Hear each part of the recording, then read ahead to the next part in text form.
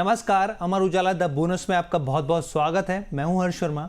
भारतीयों की एक मानसिकता है, जब सोना गिरता है तो तुरंत खरीदते हैं यहाँ पर, लेकिन वहीं स्टॉक मार्केट में ये समझदारी गायब रहती है यहाँ पे। इसके पीछे बहुत सारी वजह है, लेकिन आप ये समझिए कि इस समय भारतीय शेयर मार्केट और दुनिया के बाजार सीज फायर की जगह ट्रंप के फायर की आग में झुलस रहे हैं।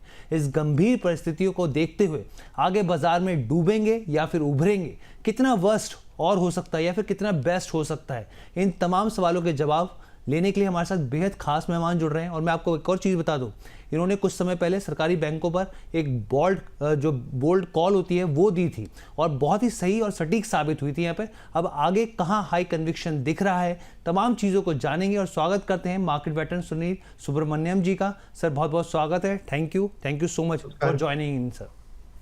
नमस्कार सर, सबसे पहला मेरा सवाल आपसे ये है सर, ये समझाइए सर, ये अचानक आखिर हुआ क्या? पहले तो ट्रंप बोल रहे थे कि भाई हम लोग ईरान से निकलेंगे, हमारी सेना निकलेगी, देश के नाम संबोधन किया उन्होंने, पूरी दुनिया ने देखा, और फिर बहुत ही धमकी भरे लहजे में कहा कि वी विल हिट हार्ड।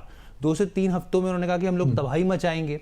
ये आखिर अचानक से चेंज हुआ क्या और कहाँ जो युद्ध है वो आपको जाता हुआ दिख रहा है? तो इसमें 2-3 भाग है। पहले ये अमेरिका की लड़ाई नहीं थी, ये इजराइल का लड़ाई था जी। क्योंकि इजराइल और ईरान का तो बहुत दिनों से ये चल रहा है और ईरान ने बहुत जगह कहा है कि हम इजराइल को इस दुनिया से हटा देंगे उसको। और इजराइल के लिए वो एग्जिस्टेंशियल थ्रेट था, इसलिए बार बार वॉर किया। इजराइल ने कुछ महीनों पहले उधर न्यूक्लियर फैसिलिटीज पे भी वॉर किया, फिर हमास के साथ लड़ाई चल रही है, हिजबुल्लाह के साथ। तो ये उनकी जगह लड़ाई थी जी। और अमेरिका को इसमें घुसने की जरूरत नहीं थी। तो क्यों घुस गई अमेरिका और क्या था? तो उन्होंने सोचा कि ये एक आसान विक्ट्री होगा जहां पे वो भी फायर पावर अपना जोड़कर न्यूक्लियर जिसको खत्म करके विक्ट्री डिक्लेयर कर सकते, क्योंकि वो एक ट्रम्प के लिए, अपने वोट बैंक के लिए एक अमेरिका ग्रेट की तरह दिखाना था। तो उन्होंने अच्छा मौका देखा। और उसके पीछे और एक चाल भी है कि चीन की बात करें, ठीक है, अमेरिका और चीन चीन एक उभरती हुई सुपर पावर है, अमेरिका एग्जिस्टिंग सुपर पावर है। तो देखा हिस्ट्री में, देखो कि बहुत साल पहले ग्रीस में भी हुआ था कि एथेंस एक सिटी स्टेट था और स्पार्टा एक उभरता हुआ था। तो एथेंस स्पार्टा के ऊपर बिना वजह के वार करा दिया, क्योंकि उनको पता था कि नहीं करते स्पार्टा उनको ओवरटेक कर लेगा। तो अमेरिका चीन की भी बात ऐसी है कि सबको पता है कि एक अगले 10 साल में चीन अमेरिका को ओवरटेक कर लेगा जीडीपी ग्रोथ में और इस तरह की चीजों में। तो अमेरिका को भी चीन को एक राइवल की तरह देख रहा है, उसको कंट्रोल करना है, मगर at the same time interdependency भी ज्यादा है। मैं थोड़ा लंबा रिप्लाई दे रहा हूं उसको जी। तो इंटरडिपेंडेंसी की बात है, क्या है कि चाइना के पास मोनोपोली है रॉ मटेरियल्स का, रेयर अर्थ का, और चीन सोया और कॉर्न जो अमेरिका के प्रोडक्शन में बहुत ज्यादा होते हैं उसको खरीदने की भी ताकत है और बरसों से खरीदते आ रही है। मगर ये टैरिफ के चक्कर में क्या हुआ कि चीन ने उसको बंद कर दिया, फिर एक साथ गठबंधन हुआ। तो चीन और अमेरिका के बीच जो एक तरह से ट्रेड वॉर, सबके वॉर्स में, तो ट्रंप को चाहिए एक चीन को काबू में रखे ताकि वो एक सेंसिबल तरह से डील करे, एक फेयर डील करे, अपने हिसाब से रेयर अर्थ इनको दे, सोया इनसे खरीदे, वैसी बातें थी। तो चीन को घेरने के लिए क्या है कि चीन को 3 सबसे बड़ी देशों से उनको तेल मिलता है, और चीन जैसे पता है आपको इंडिया की तरह 6-7% में नहीं बढ़ रही है, मगर 4-4.5 भी उनका जीडीपी इकोनॉमी का साइज है हमारे से 4 से 5 गुना, करीबन 18-19 ट्रिलियन का इकोनॉमी, हमारा 4 ट्रिलियन के आसपास है। तो इतनी बड़ी इकोनॉमी अगर 4% में भी बढ़ रही है तो उसका manufacturing capital of the world भी है, तो तेल की बहुत जरूरत होती है, जैसे इंडिया को है उनको है। तो उनके मेन सप्लायर्स थे रशिया, ईरान और वेनेजुएला। तो ये मेरे मन में है कि ट्रंप की चाल थी, पहले वेनेजुएला पे काबू कर दिया, तो एक चीन का सप्लाई लाइन को कट किया और दूसरी लाइन है ईरान वाली। तो उन्होंने इसलिए घुसा ताकि अगर ये जीत हो जाए और वो ईरान के इफेक्टिव रेजिम चेंज की इनिशियली बात कर रहे थे, तो अगर वो उधर भी एक फ्रेंडली टू अमेरिका रेजिम बन जाए जैसे वेनेजुएला में, तो वो चीन का सप्लाई अपने कंट्रोल में रखे ताकि चीन भी एक मोर रीजनेबल नेगोशिएशन पे आ जाए, राइट? तो ये मेरे ख्याल में ये था उनका मकसद, इस जंग में शामिल होने का, एक जल्द से जल्द क्विकली ईरान को खत्म करो, कंट्रोल ले लो, और इसराइल को अपना मकसद है और इनका, मगर अंडर एस्टिमेट किया उन्होंने ईरान की पावर को। और ईरान ने सॉफ्ट टारगेट जो यूएस के सपोर्टिंग कंट्रीज है उनके ऊपर इन्होंने एंटिसिपेट नहीं किया कि इतना वॉर करेगी, बिकॉज उन्हें सोचा कि उधर अगल बगल के देश है, ईरान उनसे एक लड़ाई या एक एनमिटी नहीं जुड़ेगी। मगर ईरान ने देखा कि अभी चॉइस नहीं है, कॉर्नर टाइगर की तरह उन्होंने जाके सॉफ्ट टारगेट पे वॉर कर दिया।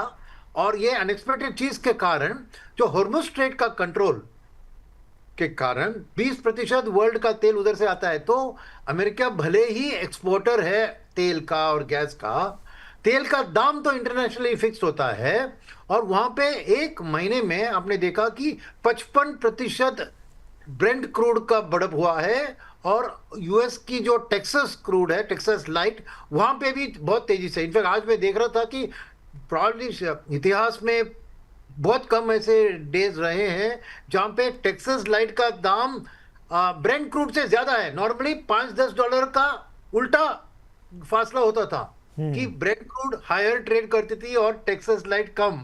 मगर अब पलट क्या है, अभी एक टेक्सास लाइट 112 में है और ब्रेंट क्रूड 109 पे है। तो अमेरिका के लिए तेल का दाम बढ़ गया, उनकी गैसोलीन प्राइसेस $3 पर गैलन पे थे, अभी $4 पार कर गए। तो क्या अमेरिका के ऊपर दबाव आ गया कि एक तरफ इन्फ्लेशन है तो ट्रंप की वोट बैंक के लिए उसकी पॉपुलैरिटी गिर रही है। दूसरी बात है कि उनको रेट कट चाहिए था अमेरिकन इकोनॉमी को बूस्ट करने के लिए, मगर तेल के दाम के कारण, गैस के दाम के कारण अगर इन्फ्लेशन बढ़ेगी तो फेड ने भी कह दिया कि हमें हॉकिश व्यू है। तो अब ट्रंप एक कॉर्नर में गए, अभी उनको चॉइस नहीं है कि अभी फंस गए, क्या करें। वहां इधर से अगर वो अभी वापस चल जाते और वॉर को डिक्लेयर करते विन, सबको पता है कि ये विन नहीं है, तो उनकी एक बहुत ईगो और पब्लिक परसेप्शन के लिए बहुत बड़ा एक का, तो इसलिए उनको अभी और उसको संभव एक एक्शन लेकर इसको एक विक्ट्री की तरह उसको समझो, फिर उसके बाद निकलेंगे। तो ये सब एक कॉम्प्लिकेटेड चीज है, और इसी इंडिया फंस गया है क्योंकि हमारे लिए 40 से 45% क्रूड हॉर्मुज के जरिए आता है। अच्छा सुनील सर, लेकिन एक चीज मैं आपको रोकना चाहूंगा बीच में, कि एक चीज समझाइए सर, क्योंकि हम लोग, क्योंकि अब क्या है कि साफ तौर पर ट्रंप की तरफ से एग्रेसिव बयान निकल कर आया है, तो क्या हम लोग इसका एक बेस्ट सिनेरियो क्या देख सकते हैं, कितनी जल्दी युद्ध खत्म हो जाए, और इसका वर्स्ट सिनेरियो क्या देखा जा सकता है यहाँ पे, अगर भारतीय बाजारों के लिहाज से देखा जाए तो यहाँ पर? नहीं देखिए, वर्स्ट है कि देखिए मार्केट ने आपकी जो स्थिति है, $109-10 की ब्रेंट है ना, और डॉलर का समझिए ये 93 की छोड़ दीजिए, अल्टीमेटली 95 ही सही लेवल है पे उधर आ जाएगा। और इसको ज्यादातर मेरे मन में मार्केट मनी एफआईआईएस और डीआईएस ने एक तरह से डिस्काउंट कर लिया है। तो अगर इसी लेवल पे रहती है तो थोड़ा मैं वॉलेटाइल मार्केट जरूर देख रहा हूं, क्योंकि एफआईआईएस का एक कैश सेलिंग एक बात है, मगर बहुत एफआईआईएस शॉर्ट भी कर रहे हैं मार्केट को, तो शॉर्टिंग के कारण ही वॉलेटिलिटी ज्यादा हो रहा है। लॉन्ग टर्म की जो सेलिंग हो रही है वो बात अलग है। तो मेरे ख्याल में अगर ये तेल $110 पे रहता है तो मार्केट में ज्यादा इसके बाद गिरावट की उतनी संभावना नहीं है मुझे, शायद एक 22,000 या इवन समझिए एक रफली 20,000 तक एक बेस बांध सकता है। मगर अगर तेल 110 से अब दिख रहा है कि 120 पार कर 140 जाने वाली है, ऐसी स्थिति आ गई तो ये, क्योंकि अभी तक मार्केट ने डिस्काउंट नहीं किया, तो और भी शॉर्ट सेलिंग ज्यादा बढ़ेगी तो मार्केट के ऊपर दबाव आ सकता है। तो अल्टीमेटली इंडिया के लिए एक ही नंबर का इंपॉर्टेंस है, वो है ब्रेंट क्रूड का फ्यूचर्स का प्राइस। ये स्पॉट की प्राइस भी इतनी इंपॉर्टेंट नहीं है, फ्यूचर्स का प्राइस, क्योंकि हमारे लिए ऐसे देश अब देखें तो 85% हम इंपोर्ट करते हैं। सेकेंड चीज है कि वो बहुत बड़ा डिलेमा आता है गवर्नमेंट के हाथ में कि पेट्रोल और डीजल के दाम हम रिटेल में बढ़ाएं कि ना बढ़ाएं, ऑयल मार्केट कंपनी के ऊपर दबाव है या हमारी फिस्कल डेफिसिट के ऊपर भारी पड़े। तो एक बहुत सारा रिस्क हमारे लिए, सभी देश के कंपैरिजन में इंडिया के लिए सबसे हाई रिस्क है ये वाला वॉर कंटिन्यू होते जागते हुए, और तेल का दाम और भी अगर बढ़ गया। ये तब हो सकता है जब अगर अमेरिका जो इलेक्ट्रिसिटी और पावर जनरेशन के ऊपर वॉर करने की बात कर रही है, अगर वो कर दिया तो ईरान के लिए भी नो होल्ड्स बार्ड, वो जाके सऊदी अरेबिया की ऑयल फैसिलिटी पे ऊपर बॉम्ब डाल देगी। तो वो है रिस्क यहाँ पर कि कितने हद तक ये क्विकली वॉर एंड हो सकता है, और अगर नहीं हुआ तो क्या ये नेक्स्ट लेवल ऑफ जो कह रहे हैं अभी धमकी दे रहे हैं ट्रंप भी हम कि इलेक्ट्रिक जनरेशन पावर सेक्टर पे हम हम्म। मानेंगे, तो वो तो इसको दूसरा लेवल पे लेके जाएगा इस वॉर को। हम्म। बट ऑप्शंस ये भी है कि ट्रम्प एक आध टोकन स्ट्राइक करके उसके बाद, क्योंकि उसको भी अभी हीट बहुत है, वो निकल जाए, क्योंकि मैं अभी निकल रहा हूँ, इसराइल को चाहे लड़ने जाए लड़ने दो, वो बात भी ठीक होगी, बिकॉज देन तेल के ऊपर दाम का ये कम हो जाएगा, बिकॉज इसराइल का तेल से ज्यादा लेना देना नहीं है, राइट। इसराइल को हॉर्मुज स्ट्रेट के बारे में ये नहीं है, और 35 देश आके हॉर्मुज स्ट्रेट की प्रॉब्लम को सॉल्व करने की कोशिश कर रहे हैं यूएन सिक्योरिटी काउंसिल के जरिए। तो अगर अमेरिका हट गई इस वॉर से, तो तेल का दाम भी स्टेबलाइज हो सकता है। तो वॉर की खत्म होने की जरूरत भी नहीं है, अमेरिका को निकलना है इस वॉर से। ठीक है सर। अच्छा सर, एक चीज़ ब्रेंट क्रूड की आप बात करते हैं, क्योंकि स्पॉट प्राइस जो है यहाँ पे जो डिलीवरी के हिसाब से देखा जाता है वो $141 प्रति बैरल के आसपास पहुंचा है। वहीं जून में डिलीवरी वाले जो ब्रेंट फ्यूचर्स हैं वो $109 प्रति बैरल के आसपास है। यानी क्रूड ऑयल की जो स्पॉट और फ्यूचर्स की कीमतें हैं बीच में $32 के आसपास का गैप साफ तौर पर दिख रहा है। और ये साफ तौर पे इस तरह की संकेत देता है कि भाई जो उपलब्धता है उसमें एक भारी कमी साफ तौर पे दिखाता है। मैं भारत के संदर्भ में समझना चाहता हूँ सर दो चीज़ें, क्योंकि कई तरह की रिपोर्ट्स पढ़ रहा था सर मैं, तो उस रिपोर्ट्स में कहा गया भाई वॉल्यूम की दिक्कत नहीं है यहाँ पे भारत में, दिक्कत क्या है, प्राइजेस की दिक्कत है यहाँ पे, कि भाई प्राइस अप्रिशिएट नहीं होने चाहिए यहाँ पे। तो सर इस लिहाज से आप एक चीज़ बताइए कि क्योंकि अब हम लोग ये भी देख रहे हैं WTI भी जो है वो बढ़ता हुआ दिख रहा है बहुत ज़्यादा, तो वो यहाँ पे एक मैं ये समझना चाह रहा हूँ कि हमारे बाजार में बार बार बाजार की तरफ मैं इसलिए मोड़ रहा हूँ सर, क्योंकि जो निवेशक है उनका फोकस यहाँ पे रहता है और ये जो है इकोनॉमी की अर्थव्यवस्था के लिहाज से भी काफ़ी ज़्यादा इंपॉर्टेंट हो जाता है। तो मैं ये समझना चाह रहा हूँ कि सर कौन से वो लेवल्स में मान के चलूँ कि क्या अब हम लोग माने कि 90 जो डॉलर प्रति बैरल है, अगर वहाँ से ये नीचे आता है तो फिर एक ये फिजिबल प्राइस रहेगा, क्योंकि अब 60 वाट की स्थिति तो दिख नहीं रही है सर यहाँ पे। नहीं, 60 की नहीं दिख रही है, मैं कहूंगा कि 80 का लेवल रीच होना चाहिए, 90 से भी कम होना चाहिए। क्योंकि देखिए क्या हो गया, ये हॉर्मुज स्ट्रेट के कारण इंश्योरेंस की कॉस्ट बढ़ गई है। और सेकंड क्या है कि लॉन्ग रूट अगर साउथ अफ्रीका के जरिए केप टाउन के जरिए आता है तो उसका ट्रांसपोर्टेशन कॉस्ट भी बढ़ जाता है, राइट। और उसके ऊपर इंडिया में क्या होता है कि करेंसी डिप्रिसिएशन का इंपैक्ट भी आता है रुपी प्राइस पे। तो ये तीनों मिलाकर दबाव डाल रहे हैं ना। तो मेरे ख्याल में $80 तक अगर गिरेगा और स्टेबलाइज होगा तो फिर मैं कह सकता हूं कि मार्केट उसके बारे में उतना चिंता नहीं करेगी जी। तो सर आगे की स्थिति जो है वो आपको लग रहा है कि भाई जो यहाँ पे दिख रहा है कि 100 के ऊपर ही बना रहेगा, 110 115 के आसपास ही रहेगा, या फिर नहीं सर 100 के लेवल के आसपास ही अभी फिलहाल मंडराता हुआ दिखेगा? नहीं, वो मैं रात को मिस्टर ट्रम्प से बात कर रहा हूँ, उसके बाद बताता हूँ आपको। ठीक है देखिए, ट्रम्प की ट्वीट के ऊपर सब चल रही है आजकल, तो कोई भी प्रेडिक्शन यो भी करना कि तेल का दाम, मार्केट का लेवल, ये सब ना एक ऑप्शनलिटी है जी। कि उधर ट्रम्प के लिए दबाव। देखिए उधर अभी बहुत हलचल मची हुई है, उसका head of the arm force उसको भी निकाल रहे हैं, बात सुन रहे हैं कि वो जो है ना बहुत सारे टॉप लीडर्स को वो सैक कर रहे हैं। तो क्लियरली ट्रम्प के लेवल पे कोई टोटली उनकी इंटेलिजेंस की एक फेलियर मुझे दिख रही है कि ये वॉर के बारे में उनको बताया गया होगा कि ये 2 हफ्ते में हम खत्म करके बाहर आ जाएंगे करके उनके एडवाइजर ने बताया होगा, वो गलत साबित हुआ है, तो इसलिए वो बहुत नाराज है। तो कौन जाने वो किस तरह के डिसीजंस लेते हैं ना। तो इसलिए मुश्किल है कहना कि तेल यहां से कहां जाएगा, बिकॉज एक दिन उन्होंने ट्वीट कुछ किया एक रात को तो तेल गिरा 96 तक, फिर मॉडर्न ने स्पीच दिया तो एकदम 109। तो आप समझिए कि $15 का मूव खाली उनके ट्वीट और स्पीच से आता है। तो ये प्रिडिक्ट करना बहुत मुश्किल है, हमने डे टू डे ये सिचुएशन को वॉच करके ट्रैक करना ही कर सकते हैं, कोई भी एक व्यू लेकर नहीं जा सकते आगे। बिल्कुल ठीक है, व्यू लेकर सर नहीं जा सकते। लेकिन सर एक चीज़ हमारे दर्शकों को समझाइए, आप जो निवेशक जो बैठे हैं भाई निवेश करने के मौके ढूंढ रहे हैं वो कि भाई निवेश किया जाए मार्केट में, यहाँ पर आपको क्या लग रहा है यहाँ पे कि जितना बाजार में गिरावट आई है क्या ये सफिशिएंट है, बॉटम की स्थिति दिखाती है यहाँ पर कि भाई बॉटम बन गया है या फिर और बड़ा डाउनफॉल दिख रहा है? और ऐसे में क्या निवेशक जो निवेश पैसा डालना चाहते हैं क्या उनको पैसा डालना चाहिए या अभी ठहरना चाहिए, क्या करना चाहिए यहाँ पे? देखिए, मेरा मानना है कि लमसम में पैसा नहीं डालना चाहिए अभी। ठीक है डालेंगे तो स्टैगर्ड तरीके से छोटी छोटी रकम में डालिए। मैं वॉर जब शुरू हुआ तब से मैं कहता आ रहा हूँ, आपके चैनल में भी विपुल के साथ बात हुआ मेरा, और इसके साथ 2 एंकर के साथ बात हुआ, तो मैं कह रहा था कि आपके जो अगर फ्री कैश है, ठीक है, पोर्टफोलियो जो आपने बनाया प्री वॉर उसमें कोई बदलाव करने की जरूरत नहीं है और पैनिक में मत कीजिए, right, number 1। Number 2, sector calls मत लीजिए, क्योंकि वॉर की शुरुआत में सबने समझा कि पेंट, टायर, केमिकल्स, ऐसी जो पेट्रोकेमिकल के ऊपर डिपेंड होती है उसमें ज्यादा गिरावट आएगी, एविएशन, और बाकी में नहीं होगा। मगर actually banking sector worst performer निकला इस पीरियड में। तो प्रिडिक्ट करना बहुत मुश्किल है क्योंकि सिचुएशन इतनी डेवलपिंग है, तो डोंट टेक सेक्टर कॉल। तो मेरा मानना था कि अगर आपके पास कैश बचा हुआ है और अगर आपका रिस्क एपिटाइट हाई है, एग्रेसिव है, तो आप अपने कैश में से पोर्टफोलियो को ऑल्टर मत कीजिए।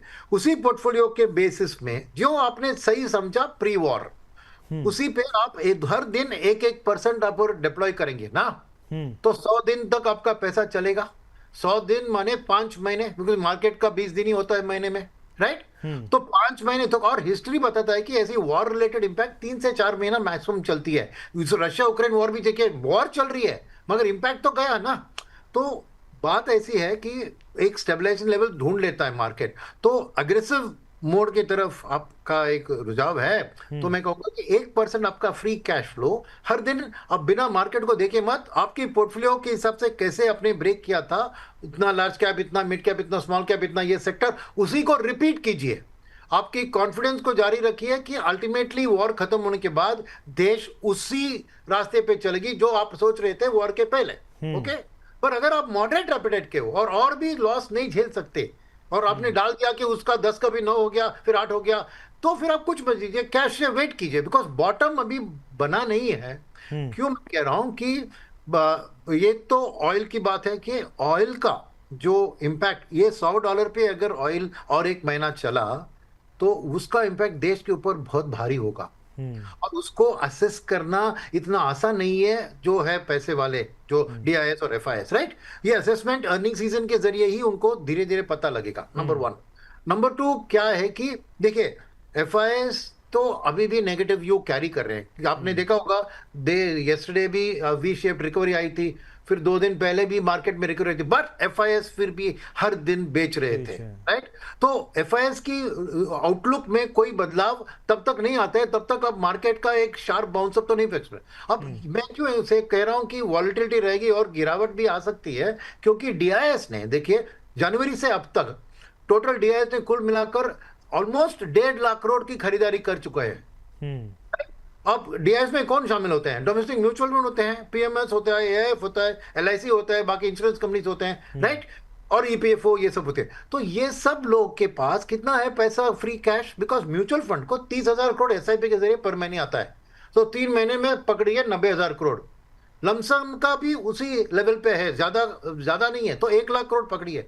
तो बाकी का जो एक्स्ट्रा 1.5 लाख करोड़ मार्केट में गया है, वो म्यूचुअल फंड्स ने अपने कैश बैलेंस को ड्रॉ करके इन्वेस्ट कर दिया है, और एलआईसी इन्होंने भी कुछ चर्न करके पैसा डाला है।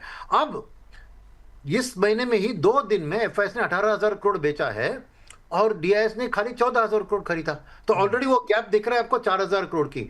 तो डीआईएस के पास उतना पैसा नहीं रहा है, बिकॉज उन्होंने जम के सपोर्ट करने की कोशिश कर दिया है। अब उनकी कैश बैलेंस ड्रॉ कर रहे हैं, अभी वो वापस कैश बैलेंस को बिल्ड कर रहे हैं। क्यों? क्योंकि अर्निंग सीजन सामने है, और जब अर्निंग्स की क्लैरिटी आती है, उनको सही सेक्टर, सही स्टॉक को चुनना है, based not on the earnings but on the guidance. तो उसके लिए कैश चाहिए ना, तो थोड़ा सेक्टर रोटेशन करके कैश जनरेट कर सकते हैं। मगर इसीलिए मेरा मानना है कि डीआईएस भी उतना जबरदस्त तरीके से टिल अर्निंग सीजन एक आधा तक चल जाए, डीआईएस भी उतना कैश नहीं डालेंगे जितना एफआईएस बेच रहे हैं। तो एक डाउनवर्ड प्रेशर मार्केट के ऊपर रहेगा। ओके, तो वो कितना हद तक जा सकता है, वो जैसे मैंने कहा, तेल का दाम कहां दिख रहा है आपको, तो ये सब चीज प्रेडिक्ट करना मुश्किल है। पर मार्केट की बढ़त के लिए आज सिचुएशन, एफआईएस की सोच में बदलाव आनी चाहिए, तेल के दाम में गिरावट आनी चाहिए, वॉर का खत्म होने का कोई भी एक आउटलुक दिखनी चाहिए। ये सब चीज सामने आएंगे तो ही मार्केट ऊपर निकला है। फिर भी डीआईएस जम के डालेंगे पैसा, सेक्टर चुनकर, आफ्टर अर्निंग सीजन से क्लैरिटी मिलती है, समझ रहे हैं आप? तो ये सब चीज होना अभी जरूरी है। तो मेरा मानना है कि ये मत मान के जाइए कि मार्केट में टर्न अराउंड और बॉटम हो गया, क्योंकि बॉटम का कोई, एंड आपने वैल्यूएशंस की बात की, इतनी करेक्शन के बाद हमारी लॉन्ग टर्म एवरेज, यानी 5 साल 10 साल की एवरेज के मुताबिक हम अभी रीजनेबल है। मगर एफआईएस हमारी लॉन्ग टर्म एवरेज नहीं देखते हैं, वो देखते हैं कि बाकी इमर्जिंग मार्केट के खिलाफ हमारी वैल्यूएशन कैसी है, और क्या है कि बाकी इमर्जिंग मार्केट में भी गिरावट आई है ना। तो जो स्थिति पहले था कि हम 60% प्रीमियम पे चल रहे थे compare to emerging market index, अब वो 55 आया है। और हमारी लॉन्ग टर्म एवरेज उधर भी है 64, मगर 55% भी प्रीमियम है। क्या एफआईएस उस प्रीमियम में आके इंडियन मार्केट को खरीदने के लिए तैयार है? क्योंकि ये फॉरवर्ड अर्निंग्स की जो पहले बात होती थी ना, अब फॉरवर्ड अर्निंग्स का किसको पता कि ये ऑयल का इंपैक्ट साल भर में कितना होगा ना। जी। तो हार्ड के आज मैं फोरकास्ट कर सकता हूं कि निफ्टी का FY27 का ईपीएस या निफ्टी 500 की ईपीएस, ये बहुत मुश्किल चीज है। मे बी अर्निंग सीजन के बाद थोड़ा एक क्लैरिटी आ सकता है कि इस साल की अर्निंग्स आउटलुक कैसी रहेगी, उसके बेसिस पे 1 ईयर फॉरवर्ड पी की गणित कर सकते हैं। आज के दिन में वो 1 ईयर फॉरवर्ड पी को अगर पहले 14% की ग्रोथ ईपीएस का मान के फॉरवर्ड पी का कैलकुलेशन था और कहते थे कि 18-17 पे आ गया तो रीजनेबल है, बट वो गारंटी नहीं है अभी। ईपीएस ग्रोथ किसके हाथ पे है? अभी तेल का इंपैक्ट हर सेक्टर के ऊपर आएगा ना। बिल्कुल sir, except banking and IT, बाकी सब सेक्टर में कुछ ना कुछ तेल का तो इस्तेमाल होता है ना। जी सर। तो इसलिए अनसर्टन एंड वॉलेटाइल सिचुएशन है, मगर मेरा मानना है कि बहुत ज्यादा गिरावट से डीआईएस अभी भी उतना गिरावट देख रहे हैं तो आके खरीदारी करके सपोर्ट करेंगे, ठीक। राइट। कंप्लीटली उसको एक नेगेटिव फॉल में आने नहीं देंगे, डीआईएस सपोर्ट करेंगे, मगर भरपूर सपोर्ट। इतना कि एफआईएस डाल रहे हैं उतना आसानी से डाल सकते थे। कितना 4000 करोड़ का 2 दिन में गैप था यार, उतना तो वो डाल सकते थे, नहीं डाला क्योंकि वो वेट कर रहे हैं, राइट। तो वही मेरी बात है कि एक बॉटम फॉर्म हो गया कि नहीं, ये नहीं कह सकते, मगर बहुत ज्यादा गिरावट से डीआईएस जरूर आके प्रोटेक्ट करेंगे, ये कॉन्फिडेंस रख सकते हैं मन में। मगर वो क्या लेवल्स है मैं बताना बहुत नहीं, अब बहुत टफ ऐसी सिचुएशन है, बिल्कुल सही कह रहे हैं। और अब मैं एक आंकड़ा देख भी रहा था सर कि 2022 से लेकर अब तक एफआई से 10 लाख करोड़ की बिकवाली करी है, तो वो ऐसे नंबर्स आते रहते हैं मार्केट में। लेकिन सर आप अर्निंग की बात कर रहे थे, मैं अर्निंग से ही मतलब यहाँ पे पूछना चाहूँगा। 9 तारीख से एक तरीके से जैसे टीसीएस से शुरुआत होने जा रही है। मेरे 2 सवाल हैं सर। एक तो Q4 में जो युद्ध का असर है वो शेयरों के, क्या शेयर जो है वो प्राइसिंग कर चुके हैं यहाँ पर, क्योंकि सर काफ़ी नीचे आ चुके हैं, और इसका रिएक्शन क्या अभी या फिर आना बाकी है? और दूसरी चीज़, जो अब ग्रीन शूट दिख रहे थे सर, वो अब क्या रेड फ्लैग्स में बदलते हुए दिख रहे हैं यहाँ पे, और कितने क्वार्टर तक दिख रहे हैं सर अभी के लिए हिसाब से? तो मेरे ख्याल में ये अर्निंग्स का जो एक्चुअल अर्निंग्स आएंगे इस क्वार्टर के जी, उसमें 1 महीने का वॉर का इम्पैक्ट रहेगा कि फरवरी 28 को ही वॉर शुरू हुई, तो 1 महीने का इम्पैक्ट रहेगा। उस इम्पैक्ट को मार्केट ने ऑलरेडी फैक्टर कर दिया है। ठीक है, ये बहुत इंपॉर्टेंट चीज है। जी, कंसेंसस एस्टिमेट्स को एनालिस्ट सबने मिलाकर कर दिया है, मगर प्रॉब्लम उसमें नहीं है। प्रॉब्लम यह है कि वो हर कंपनी अपने एनालिस्ट कॉन्फ्रेंस कॉल में गाइडेंस क्या क्या बता रही है, वो ज्यादा अहम चीज है, नॉट द क्वार्टर्स अर्निंग्स। क्योंकि अर्निंग्स तो ऑलरेडी डिस्काउंट हो चुकी है, हर एक को पता है, क्योंकि बैलेंस शीट्स है कि इनका ऑयल का कितना, जैसे एयरलाइन में उनके ऑपरेटिंग कॉस्ट में 40% एविएशन फ्यूल होता है, राइट। तो हर एक कंपनी के बारे में ये सब जानकारी मार्केट के पास है, और उसी हिसाब से ही करेक्शन हुआ है। तो ये अर्निंग्स, एक्चुअल अर्निंग्स की जो नंबर है वो मार्केट ने ऑलरेडी डिस्काउंट कर लिया है इस करेक्शन में। मगर अगर एक कंपनी आके नेगेटिव या पॉजिटिव सरप्राइज देती है अबाउट द ईयर, जी, उस हिसाब से शेयर्स ऊपर नीचे जा सकते हैं गाइडेंस के ऊपर, ठीक है। That is number 1। नंबर 2 बात यह है कि आपने बोला कि ग्रीन शूट्स का भी रेड फ्लैग्स में बन गए, नहीं, बिकॉज हमारे ग्रीन शूट्स क्या थे कि जीएसटी कट, जीएसटी रैशनलाइजेशन और इनकम टैक्स कट जो पिछले साल में हुआ था, उसका पूरा प्ले आउट खाली ऑटो में थोड़ा हुआ, बाकी कोई सेक्टर में पूरा देखा नहीं हमने। तो इस समर से फॉर एग्जांपल मैं मानता हूं कि कूलिंग रिलेटेड कंज्यूमर ड्यूरेबल्स में आपको एक रुझान दिखेगा, बिकॉज डोमेस्टिक पीपल, देखिए गवर्नमेंट ने अच्छी काम क्या किया है कि उन्होंने पेट्रोल का दाम, आपने देखा होगा अगल बगल के देश में, पाकिस्तान में कैसे पेट्रोल की दाम सब बढ़ रही है, पर यहाँ पर गवर्नमेंट ने अभी तक रिटेल में एक्साइज ड्यूटी को 10% कट करा के पेट्रोल और डीजल को प्रोटेक्ट किया है, यानी इस लेवल ऑफ ऑयल प्राइस को ऑलरेडी उन्होंने फैक्टर कर दिया है। तो लोगों के ऊपर अक्सर एलपीजी के ऊपर, सप्लाई के ऊपर कुछ चिंताएं हैं, तो लोग थोड़ी नाराज है। मगर मेरे ख्याल में अगर कोई खरीदना कुछ चाह रहा है कि एसी या रेफ्रिजरेटर, ऐसी हालात इतनी खराब नहीं है कि वो अपना मन बदल डाले, राइट। तो मेरा जीएसटी कट्स का इम्पैक्ट का आपको एक सेल्स नंबर्स में इस समर में दिखने लगेगा, मगर वो अर्निंग्स का आपको अगले क्वार्टर में दिखेगा। जी, खाली आपको डेटा आएगी कि इतना सेल्स रेफ्रिजरेटर का इतना बड़ा, एसी का इतना बड़ा, वो डेटा आएगी, मगर कंपनी की ईपीएस के ऊपर उसका बेनिफिशियल असर आपको अप्रैल मई जून का क्वार्टर, जब जुलाई 10 से शुरू होता है अर्निंग सीजन, तभी वो दिखेगा। तो मेरे ख्याल में वो अभी भी वो ग्रीन शूट्स है, वो पॉजिटिव आ सकती है, क्योंकि वॉर के कारण कोई, मेरा मानना नहीं है कि कोई जाके अपना खर्चा कम करेगा या जो भी उसके सोच में है वो करेगा, वो एक चीज है। तो मेरा मानना नहीं कि वो ग्रीन शूट रेड सिग्नल्स में बदल गए, नहीं, ग्रीन शूट्स इसी कारण थे। खाली एक चीज है, इंटरेस्ट रेट्स, क्योंकि आपने देखा कि 10 ईयर का अभी 7.11 दिख रहा था मैं, राइट। सो 6.5 लेवल से एकदम 60 बेसिस पॉइंट्स गवर्नमेंट की बोरिंग रेट बढ़ गई है, विच reflects the oil price and the currency weakening जो हुआ है, राइट। इंटरेस्ट रेट्स में जो पहली उम्मीद थी कि एक रेट कट होगी आरबीआई की तरफ से, वो तो अभी मान लीजिए कि प्रोबेबिलिटी बहुत कम है। अब इस माहौल में जब इन्फ्लेशन 5% पार कर जाएगी आसानी से, बिकॉज रिटेल पेट्रोल के दाम में शायद आपका बढ़त नहीं हुआ है, मगर एक पेंट कंपनी की पेट्रोकेमिकल इनपुट का प्राइस तो बढ़ गया बिल्कुल। तो कुछ ना कुछ पेंट के दाम में एक सेलिंग प्राइस में बढ़ पाएगी, तो इन्फ्लेशन का इफेक्ट जरूर इकोनॉमी में दिखेगा आपको। और उस हिसाब से, और एक बहुत बड़ी बात है यहाँ पर इन्फ्लेशन के बारे में कि ये खाली हम पेट्रोल डीजल की बात करें, मगर यूरिया वो भी एक क्रूड डेरिवेटिव है, फूड ग्रेन प्रोडक्शन में भी उसका कॉस्ट बढ़ेगा, तो फूड इन्फ्लेशन भी बढ़ सकता है। तो आरबीआई का कोई रेट कट का माहौल अभी के लिए मैं नहीं देख रहा हूं। वो उम्मीदें पहली थी ना, इस ग्रीन सिग्नल की आरबीआई शायद फ्रंट लोड और भी करेगी और सपोर्ट करेगी ग्रोथ को, वो मुश्किल लग रहा है। अब रेट हाइक की भी बात हो रही है, मगर मेरा मानना है कि रेट हाइक नहीं होगा, क्योंकि देखिए इंटरेस्ट रेट पॉलिसी और मॉनेटरी पॉलिसी एक डिमांड साइड इन्फ्लेशन को ही कंट्रोल कर सकती है बाय इंटरेस्ट रेट मूवमेंट जी। सप्लाई साइड में वो ज्यादा नहीं कर सकती है, समझ रहे हैं आप। ये एक सप्लाई साइड का इन्फ्लेशन है, कॉस्ट पुश इन्फ्लेशन है, इंपोर्टेड प्राइसेस बढ़ रहे हैं तो उसका इंपैक्ट है। डिमांड बहुत जबरदस्त बढ़ रही है इसलिए इन्फ्लेशन नहीं बढ़ रहा है, तो आरबीआई का रेट हाइक का उतना मीनिंग नहीं होगा, बिकॉज फिर रेट हाइक से क्या होगा कि और भी ग्रोथ गिर जाएगा ना।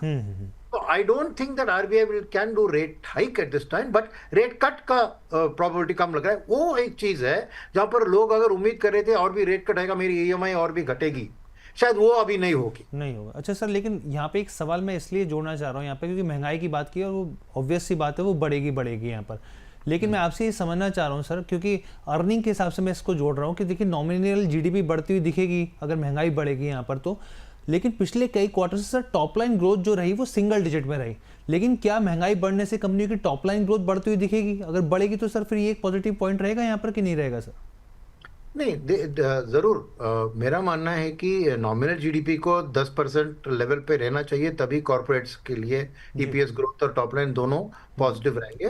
तो एक मेरा मानना है कि ये 4-5% का इन्फ्लेशन सही है हमारे देश के लिए। ये 1.5 2 और 2.5 के लेवल पे जो था वो actually it's not good for the country, because कोई प्रोड्यूसर को जाके कोई नए निवेश करेगा अगर उसकी प्रोडक्ट प्राइस 2% पर annum बढ़ रही है ना, तो 4 to 5% I think is a decent inflation हमारी जैसे देश जहां पे सप्लाई का कंस्ट्रेंट है और सप्लाई कैपेसिटी क्रिएशन करने की जरूरत है। अगर आपको एक नॉर्मल जीडीपी ग्रोथ का 10% with real plus 4% inflation corporates को दिखता है, तभी वो निवेश करेंगे ना जी। तो जरूर मेरा मानना है कि 4 to 5% इन्फ्लेशन एक गुड लेवल है। क्या है कि रेट कट को नहीं सपोर्ट करते, खाली वो चीज जी सर। अच्छा सर, जैसे आपने बैंकिंग सरकारी बैंकों पे खासतौर पे बोल्ड कॉल दी थी और बहुत ही शानदार रही थी सर, ये हम लोग आपको इतने सालों से फॉलो भी कर रहे हैं सर, तमाम तरह की चीज़ें आप जो बोलते हैं हम लोग उसको देखते हैं, सुनते, समझते हैं। लेकिन सर अब अगली बोल्ड कॉल का जो निवेशक है वो इंतजार कर रहे हैं सर, आपकी निगाहें कहाँ पर है? मेरी निगाहें 2 चीज़ों पे है जी। शॉर्टर टर्म में कंजम्पशन के ऊपर जी, और मीडियम टर्म में कैपेक्स के ऊपर। ओके, मेरा मानना है कि ये जैसे मैंने कहा कि जीएसटी कट का फुल प्ले आउट इसी साल में होगा, और उस जीएसटी कट की प्ले आउट से कंजम्पशन को ही बूस्ट मिलेगी across the board, consumer discretionary, durables सब में, और उसका रिजल्ट होगा कि कैपेसिटी यूटिलाइजेशन देश में बढ़ेगी और आपको प्राइवेट सेक्टर का कैपेक्स का रिवाइवल होगा। तो इसलिए मेरा 2 पार्ट है कि एक इनिशियल कंजम्पशन ड्राइव और फिर प्राइवेट कैपेक्स की बढ़त। तो ये जो स्टोरी एंड थीम है उसको अगर फॉलो करेंगे तो अच्छा होगा। और उसके पीछे बैंक्स की सपोर्ट तो जरूरी है, चाहे वो कंज्यूमर ड्यूरेबल हो या हाउसिंग लोन हो या फिर कॉर्पोरेट कैपेक्स को, लेंडिंग की तो जरूरत है ही ना, राइट। और लेंडिंग ऑलरेडी बढ़ रही है, आपने देखा कि क्रेडिट ग्रोथ तो ऑलरेडी 13% के ज्यादा है, राइट। तो लेंडिंग ग्रोथ है, तो अभी भी मेरा बैंक का व्यू पॉजिटिव है कि हाल में बैंकिंग सेक्टर में थोड़ी प्रेशर आई है, क्योंकि एक एफआईएस जो कि निफ्टी बैंक एक एफ&ओ में बिग प्ले है ना, तो शॉर्ट कर रहे थे, निफ्टी बैंक के जरिए इंडिया को शॉर्ट कर रहे थे। सेकंड, वो एचडीएफसी बैंक वाला कांड आया, उसके कारण थोड़ी एफआईएस की एक नाराजगी फुल बीएफएसआई सेक्टर में आ गई थी। और तीसरी बात थी कि ये जो इंटरेस्ट रेट की बढ़त अभी 7.11 जिससे कहा गया, तो एक डर ये है कि कॉर्पोरेट्स अपनी बैंक्स जो है वो अपनी जो जिसे होल्डिंग होते हैं उसका दो तरीके से होते हैं, एक होता है होल्ड टू मैच्योरिटी और एक होता है mark to market, available for sale. तो जो अवेलेबल फॉर सेल है उसमें उसको मार्क टू मार्केट थोड़ी प्रॉफिट में थोड़ी नुकसान आ सकती है करके एक डर आ गया था। और फाइनल बात है कि जैसे मैं कह रहा था सेक्टर रोटेशन, तो अगर कोई ज्यादा गिरावट किसी में हुआ तो डीआईएस ने भी पीएसयू बैंक्स में अभी प्रॉफिट बुक किया और उधर खरीदा, तो शॉर्ट टर्म में थोड़ी वॉलेटिलिटी आ गई है banking related stocks, BFSI related stocks में। बट मेरा मानना है कि ये एक अच्छी बाइंग अपॉर्चुनिटी है जो करेक्शन है, because the medium term growth story for consumption and capex has to be supported by the lending system, right. उसके अलावा आपको non lending system of financials है ना, जैसे इंश्योरेंस कंपनी, म्यूचुअल फंड कंपनियां, ब्रोकिंग हाउसेस, इनका भी मेरा पेनिट्रेशन का स्टोरी बढ़ते बढ़ते उनकी भी एक अच्छी रुझान दिख रही है मुझे। तो बीएफएसआई को ओवरले करूंगा मैं अभी भी इस कंजम्पशन प्लस कैपेक्स की स्टोरी में। ठीक है सर, बीएफएसआई कंजम्पशन की जो यहाँ पे थीम है वो पसंद आ रही है सर। और कहीं वैल्यू बाइंग देख रहे हैं आप? नहीं, अभी तो मुझे वैल्यू जोन में पक्का किसी को आते हुए नहीं दिख रहा। एक ही सेक्टर मुझे थोड़ी दिख रही है, वो है रियल एस्टेट पे, क्योंकि रियल एस्टेट में एक साल से वो बहुत अंडर परफॉर्मर रहा है। बिल्कुल सर। सेकेंड है कि अभी वो इंटरेस्ट रेट बढ़ने के कारण वो बहुत रेट सेंसिटिव सेक्टर है, इसलिए और भी पिटाई हुई है। मगर मीडियम टर्म आउटलुक में मुझे रियल एस्टेट के लिए बहुत से पॉजिटिव्स है जो आज मार्केट ने प्राइस नहीं किया है। और इसमें मेरा मानना है कि पहली चीज है कि ये जो डेटा सेंटर का जो 2047 तक उन्होंने राहत दिया है इनकम टैक्स से, तो ये डेटा सेंटर अगर इंडिया में स्टोरी बनेगी तो रियल एस्टेट का, कमर्शियल रियल एस्टेट का प्ले बहुत होगा उधर। दूसरी बात जो है मुझे रियल एस्टेट के लिए पॉजिटिव जो है, ये जो लास्ट ईयर मार्च में आई मीन सेबी ने और इनकम टैक्स डिपार्टमेंट ने दोनों ने रीट्स को इक्विटी का टैक्सेशन की, तो रियल एस्टेट सेक्टर एक बहुत बड़ी funding opportunity equity mutual funds के जरिए ओपन अप हो रही है, तो उनकी भी cost of funding over a period of time कम होना चाहिए। मगर राइट नाउ ये दाम में नहीं दिख रहा है, क्योंकि हर बार थोड़ी भी टेंशन आती है तो रेट सेंसिटिव्स के कारण यहाँ पे बहुत वॉलेटाइल है, गिर रही है। तो एक स्टैगर्ड तरीके से यहाँ पे मेरे को वैल्यू दिख रहा है, बिकॉज लॉन्ग टर्म में मुझे रियल एस्टेट सेक्टर की ग्रोथ अच्छी दिख रही है। और जो महंगी घर बिकने से आम आदमी की घर, जैसे अफोर्डेबल हाउसिंग, आधार हाउसिंग कहते हैं, वहां पे अभी तक बढ़त दिखा नहीं है, वो भी आने वाले दिन में जीएसटी का इम्पैक्ट से दिखेगा सर। लेकिन तो यहाँ पे तो थोड़ा बहुत अगर वैल्यू की बात की, बिकॉज इतना एक्सट्रीम करेक्शन हो गया है तो थोड़ा वैल्यू है। मगर क्या है कि और भी करेक्शन भी हो सकता है अगर ये स्थिति ऐसी चलती रही, राइट। तो जिगर चाहिए आपको, राइट। मगर वैल्यू है तो उसी में है, क्योंकि रिलेटिव टू ब्रॉडर मार्केट उसका बहुत बड़ा अंडर परफॉर्मेंस रहा है। बिल्कुल सर, और बहुत ज़्यादा अंडर परफॉर्मेंस रही है रियल एस्टेट की, मैं देख भी रहा था सर। लेकिन सर एक चीज़ मुझे समझाइए, हमारे दर्शकों को भी, कि पिछले 18 क्वार्टर्स की मैं नंबर देख रहा था सर, जो हाउसिंग सेल्स है वो मतलब आप समझिए 1 लाख के नीचे चली गई है सर। तो वो मेरे मन में सवाल उठता है कि भाई कैसे फिर सर स्ट्रेंथ आएगी आगे, क्योंकि रियल एस्टेट जो है बार बार जो है वो और डीप नीचे जाता हुआ चला जा रहा है सर। तो ये कैसे होगा सर फिर जब सेल्स ही नहीं बढ़ रही तो? नहीं, ऐसी बात नहीं है, पोलराइजेशन हो रहा है सेल्स में। महंगी घर बिक रही है, मिडिल क्लास बजट घर नहीं की सेल्स है, उसके कारण रियल एस्टेट डेवलपर्स ने ऐसे प्रोजेक्ट लॉन्च करना ही बंद कर दिया। अच्छा। तो चेंज जब आएगी ना, जब ये लॉन्ग टर्म जो है अपना हाउसिंग लोन्स की बढ़त विद अफोर्डेबल हाउसिंग, तो वो एक मोमेंट है जहां पर मैं देख रहा हूं कि होगी। मेरी उम्मीद थी कि second third quarter of this year में होगी, बट अब ये वॉर की स्थिति आने के कारण, इंटरेस्ट रेट बढ़ने के कारण शायद इतने जल्दी नहीं होगी। थोड़ा पेशेंस रखना होगा और वेट करना होगा। मगर क्योंकि आपने वैल्यू की बात की, मैंने उसको उठाया। ये वैल्यू कब आपको प्रॉफिट में बदलेगी ये थोड़ी अनसर्टन है, तो पेशेंस चाहिए, और इसलिए मैंने कहा कि आप धीरे धीरे खरीदारी कीजिए। जी बस सर। लाइट अभी सीधा नहीं दिख रही है। मैं नहीं कह सकता कि ये नवंबर या दिसंबर और अगले जनवरी और सितंबर कब ये टर्न होगी, बट एक दिन एक टर्न होगी, ये मेरी उम्मीद है। मगर पेशेंस की जरूरत है, और भी गिर भी सकती है। ठीक है सर, बहुत अच्छे से समझाया सर आपने। एक सर व्यू मैं आपका आईटी पे जानना चाह रहा हूँ सर। दो तरह की थ्योरी काम कर रही है यहाँ पे। एक थ्योरी साफ तौर पे ये कह रही है कि भाई एआई है, एआई ही चलेगा आगे सर।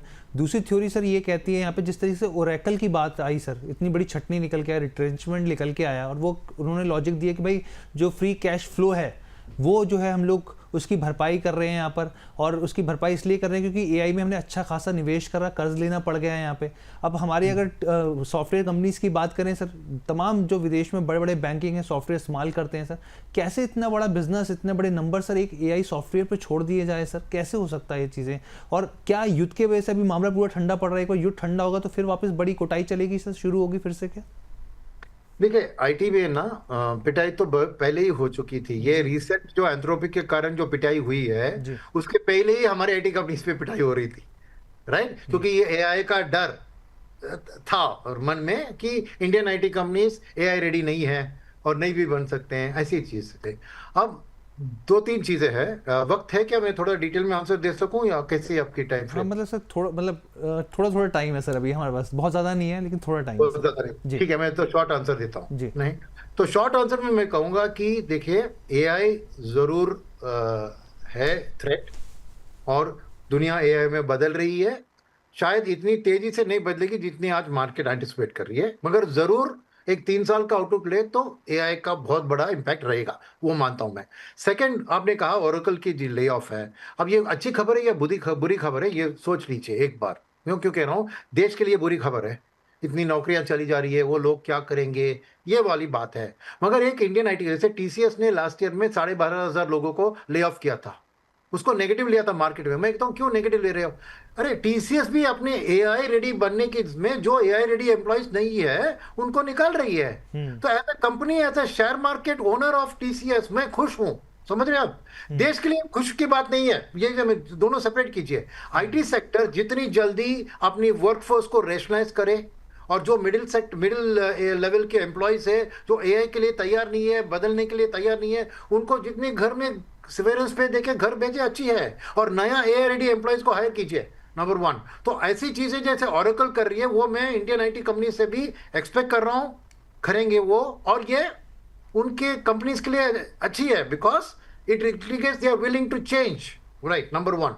नंबर 2 बात है कि आईटी में बिजनेस मॉडल जरूर बदलने की जरूरत है इन दिस एआई वर्ल्ड। यानी ये पर पर्सन पर आवर की बिलिंग सब छोड़ दीजिए। Over a period of the next 2 to 3 years उनको पर प्रोजेक्ट बिलिंग पे जाना होगा। और इसमें आईटी कंपनीज भी बहुत अच्छी तरह से इसको मैनेज कर सकते हैं। जैसे अपनी इंटरनल ऑपरेशन में एआई को इंट्रोड्यूस करके अपना कॉस्ट ऑफ फंक्शनिंग को कम करा के वो कोट अच्छी करके मार्जिन इंप्रूव भी हो सकते हैं, वो एक बात है। तीसरी बात है कि ये एआई वो एक 3 से 4 साल में उसका इंपैक्ट पूरा आएगा, ऐसा नहीं कि अगले क्वार्टर से दिखेगा। तो इस साल की अर्निंग्स मेरे ख्याल में अच्छी रहेगी। बट बिगेस्ट चेंज क्या हुआ मैं बता रहा हूं, समराइज कर रहा हूं मैं। प्री कोविड आईटी एक वैल्यू सेक्टर थी, एक रुपी डिप्रिसिएशन के हेज थी, और एक स्टेबल अर्निंग्स थी, गाइडेंस का एक 3 साल तक व्यू था, तो एक सेफ्टी सेक्टर था। कोविड ने आके इसको एक ग्रोथ सेक्टर में बदल दिया, because work from home, internet of things, ये सब बदल रही थी ना। तो वो ग्रोथ की वैल्यूएशन आ गई थी आईटी को। अब उसमें बलून में एक सुई लगा है और वो फंस गया है। तो IT is back to a value play from growth play. तो वैल्यू के हिसाब से आज भी डिविडेंड डील देखो बहुत बढ़िया है। लार्ज कैप कंपनीज में प्राइस इतना करेक्शन हो गया है कि उनकी वैल्यूएशंस ठीक है। तो एक नया सेट ऑफ इन्वेस्टर्स है अब्रॉड में से भी, जो कि रेगुलर इनकम चाहते हैं, जैसे pension fund, right, annuity funds सब। तो उनके लिए आईटी एक अट्रैक्टिव प्रोपोजिशन है एज अ वैल्यू प्ले। तो हर एक इन्वेस्टर के लिए सोचना होगा कि मेरे पास आईटी है, मैंने उसको ग्रोथ कंपोनेंट में रखा था, अब मेरी जो एक मैं रिस्क और प्रोफाइल और एसेट एलोकेशन में मुझे आईटी को वैल्यू में शिफ्ट करना पड़ेगा, और उधर जगह बनता है उतना रखो। समझ लिया आपने? अभी वो ग्रोथ सेक्टर नहीं रही, बिकॉज इतने एक हेडविंड्स है सामने, राइट? एआई का है, बिजनेस मॉडल चेंज का, ये सब है। तो इसीलिए मेरा मानना है आईटी एक गुड होल्ड है अभी, मगर as a part of the value part of your portfolio, right? और उस वैसा ही होगा इंस्टीट्यूशनल फोल्डर्स के लिए, तो बाइंग सपोर्ट रहेगी, तो आईटी में ज्यादा गिरावट नहीं आएगी। और रुपी का तो डिप्रिसिएशन, कल की जो अप्रिसिएशन हुई थी वो एक एडमिनिस्ट्रेटिव कॉस्ट आरबीआई ने कुछ किया इसके कारण हुआ था, नहीं तो फॉरवर्ड 1 ईयर प्रीमियम देखें तो रुपया अभी भी 97 के करीब दिख रहा है। ओके, तो इसलिए कल आईटी की बढ़त हुई थी मार्केट में। सो आईटी एज अ इंडिया का डिप्रिसिएशन स्टोरी के पीछे आईटी के लिए सपोर्ट मिलेगा, बिकॉज एफआईएस को वो इंडिया के एक हेज है, क्योंकि इंडिया में डालने से करेंसी डिप्रिसिएशन उनको नुकसान होता है, आईटी होल्ड किया उतना उनका नुकसान कम हो। समझ रहे हैं आप? ठीक है, बिल्कुल सर। एक वैल्यू प्लस रुपी डिप्रिसिएशन प्ले अभी भी आईटी सेक्टर में है, पर उस हिसाब से अपने पोर्टफोलियो का हिस्सा उसको रखिए, उसको ग्रुप से हटा दीजिए बस। बिल्कुल सर। अच्छा सुनील सर, क्योंकि आप 360 डिग्री व्यू देते हैं और बहुत अच्छे से बारीकी से विश्लेषण करते हैं सर, एक सवाल मैं रुपये पे भी लेना चाहूँगा, आपका नज़रिया आप उस पर भी रखिए सर। क्योंकि रुपये की अगर हम लोग बात करें तो आरबीआई की तरफ से यहाँ पे 2 बड़े फैसले लिए गए थे। पहला, नेट ओपन पोजीशन की जो लिमिट थी वो $100 मिलियन तय की गई थी। दूसरी जो थी, बैंकों को रुपये में जो नॉन डिलीवरेबल फॉरवर्ड्स होते हैं वो देने से मना कर दिया गया था। अब मैं आपसे पूछना चाहता हूँ कि ये जो स्टेप्स हैं वो सफिशिएंट हैं सर? क्या इस चीज़ की ये गारंटी है कि आगे रुपया नहीं गिरेगा? क्योंकि एक तरफ कंसर्निंग है कि लगातार जो क्रूड है वो बढ़ता हुआ दिख रहा है यहाँ पर, तो वो जो चीज़ें वो इम्पैक्ट डालती रुपये के ऊपर। आप कैसे स्थिति देख रहे हैं? क्योंकि बहुत सारी रिपोर्ट्स ऐसी भी आई कि वो 100 के आसपास जा रही है। देखिए आपने सवाल पूछा तो मेरे को कड़वी जवाब देना होगा। ठीक है, तो बात यह है कि आरबीआई ने क्यों ये स्टेप्स लिया था। तो बार बार पुराने गवर्नर नए गवर्नर दोनों ने बार बार कहा कि हम कोई रुपये का लेवल टारगेट नहीं करते, हमारी खाली कोशिश होती है वॉलेटिलिटी को कम कराना। ठीक है, याद रखिए। तो आरबीआई के मन में ये 95, 96, 93 कुछ नंबर नहीं है हाथ में। ओके, नंबर 1 वॉलेटिलिटी से उनको डर है और उनका मकसद ही है कि वॉलेटिलिटी को कम रखें ताकि एक्सपोर्टर्स और इंपोर्टर्स अपनी जिंदगी प्लान कर पाए प्रॉपरली। अब ये एक्शन क्यों नहीं लिया उन्होंने? बिकॉज बैंक्स खिलवाड़ कर रहे थे, स्पेकुलेट कर रहे थे। उन्होंने अपने प्रोप्राइटरी फंड्स जो होते हैं ना बैंक के इक्विटी कैपिटल में जाके लॉन्ग डॉलर किया। लॉन्ग डॉलर माने शॉर्ट रुपी, तो उन्होंने ही रुपी को वीकन करा दिया, which RBI felt was not correct, क्योंकि वो प्रेशर एडिशनली डाल रहे थे। एक जेन्युइन ट्रेडर का रिक्वायरमेंट है कि ऑयल में इंपोर्ट करूं, पार्ट्स को इंपोर्ट करूं, तो वो जेन्युइन डिमांड है। मगर अगर बैंक्स अपने प्रॉप बुक से ये खेल रहे हैं प्रॉफिट बनाने के लिए, राइट, वो उन्होंने डिस्कवर किया, उसको कट करने की कोशिश की, और बैंक उससे भी स्मार्ट निकलने की कोशिश करे। क्या किया? जब आरबीआई ने नियम लाया तो क्वाइटली उन्होंने अपने ट्रांसफर किया एनडीएफ में। तो आरबीआई को ये भी, क्योंकि वो स्पेकुलेशन को कंट्रोल करना चाह रही है, तो आरबीआई ने जो एक्शन लिया है वो ये स्पेकुलेटिव रुपी वीकनिंग को कंट्रोल करने की कोशिश है। मगर long term direction of the rupee को वो कंट्रोल नहीं करेंगे। इनफैक्ट देखिए, उनको रिजर्व्स देखे, आज रिजल्ट आई है, ऑलरेडी 680 बिलियन पे गिर गया, रिजर्व्स को ऑलरेडी इस्तेमाल कर दिया, इसके ऊपर नहीं कर सकते क्योंकि 10-11 महीने का इंपोर्ट कवरेज है अभी, और अभी ऑयल के दाम के कारण इंपोर्ट्स और भी बढ़ेंगे, तो कवरेज रेशियो 9 के नीचे भी गिर सकता है। तो इसके बाद आरबीआई अपनी रिसोर्सेस से आके रुपी को सपोर्ट नहीं करेगी, राइट, और रुपी वीकन ही होगी, क्योंकि जैसे आपने कहा, एक तो तेल का दाम, दूसरा है एफआई का कंटिन्यूअस आउटफ्लो, ये दोनों डॉलर के ऊपर। अरे एक महीने में 55% तेल बढ़ा है यार, और उसके ऊपर रुपी भी देखिए 5% गिरा है, तो कुल मिला के देखिए तो इतना प्रेशर है, तो रुपी को वीकन होना ही होगा। और ये फॉरवर्ड मार्केट जो है, 1 ईयर का फॉरवर्ड मार्केट, ये साफ दिखा रहा है आपको 361 बेसिस का प्रीमियम है। कितना? 361 बेसिस। तो 93.1 plus 361 straight away goes to 96.7। Okay, 93 plus 3 96 plus, तो 96.7 टू 97 कह रहा है फॉरवर्ड मार्केट, एक साल के अंदर रुपए का लेवल। तो जरूर रुपी वीकनिंग ट्रेंड में ही रहेगी, इसकी प्रॉब्लम नहीं है। वॉलेटिलिटी को ज्यादा आने नहीं देगी आरबीआई थ्रू देयर एक्शंस। तो ऐसा सिमिलर एक्शंस लेकर स्पेकुलेशन को कंट्रोल करने की कोशिश करेगी, मगर रुपी का कोई भी लेवल डिफेंड करने की नहीं कोशिश करेगी, बिकॉज अल्टीमेटली एक्सपोर्टर्स को बेनिफिट है, इंपोर्टर्स को ये है। तो आरबीआई ना इस साइड में है ना उस साइड में है, आरबीआई बीच में ही है। ठीक है sir, thank you so much sir. Sunil sir, आपने अपना कीमती समय दिया और बहुत ही बेहतरीन जानकारी दी हर बार की तरह। थैंक यू सो मच हमारे साथ जुड़ने के लिए। तो ये ओवरऑल शो था, उम्मीद करते हैं आपको पसंद आया होगा। फिलहाल के लिए मुझे इजाज़त दीजिए, बहुत बहुत धन्यवाद।